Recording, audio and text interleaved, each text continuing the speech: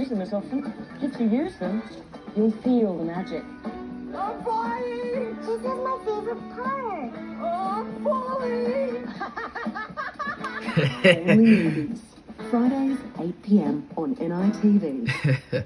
Living Black, shining a spotlight on the stories that matter to our people, our communities, and to our history. That's my best role I've ever had, is being a father. I adore my boy so much.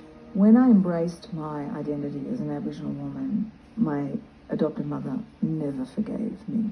This referendum will be decided by the Australian people. It's a season you won't want to miss. They're idiots. Living Black, Mondays, 8:30 p.m. on Nitv and on demand. Whoa.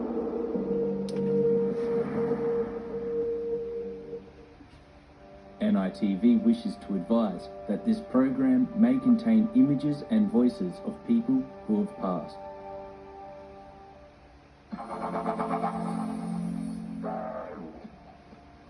Hello and thanks for joining us on NITV News. The federal government will give more than $80 million to fund locally driven initiatives that aim to reduce incarceration rates among First Nations people. 15 locations will share in the Justice Reinvestment funding, allowing local communities to come up with local solutions. The Federal Minister for Indigenous Australians chose the top end as a backdrop to announce a shift away from the current top-down approach, which is placing too many First Nations people in the justice system. We know justice reinvestment works, and this is particularly about re-engaging young people with culture, re-engaging young people with education, re-engaging young people in the school system.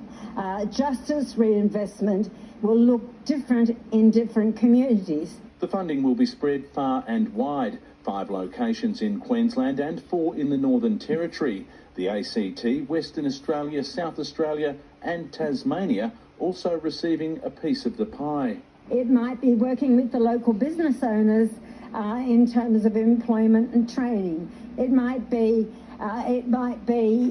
men's behaviour groups to deal with domestic violence.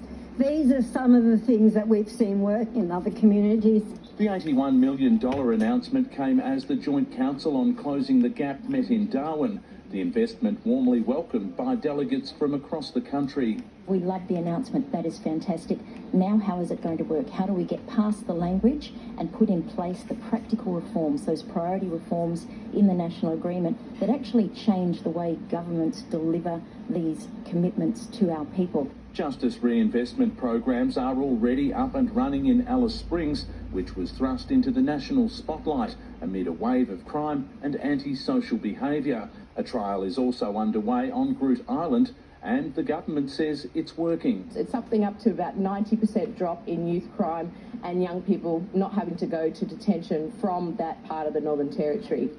State and territory governments are set to match the federal investment dollar for dollar. Another 15 communities are expected to receive funding later this year. Guy McLean, NITV News. The New South Wales Labor government says it's considering raising the age of criminal responsibility. In 2021, Australian states and territories agreed to develop a plan to raise the age that children can be sent to jail to 12. The Northern Territory passed legislation last year to lift the minimum age to 12. The ACT is also drafting similar laws, along with Tasmania. South Australia is investigating changes, while Victoria says it will raise the age to 14 in 2027. But Queensland, WA and New South Wales are yet to commit to the national plan. Federal Labor believes that 10 is too young.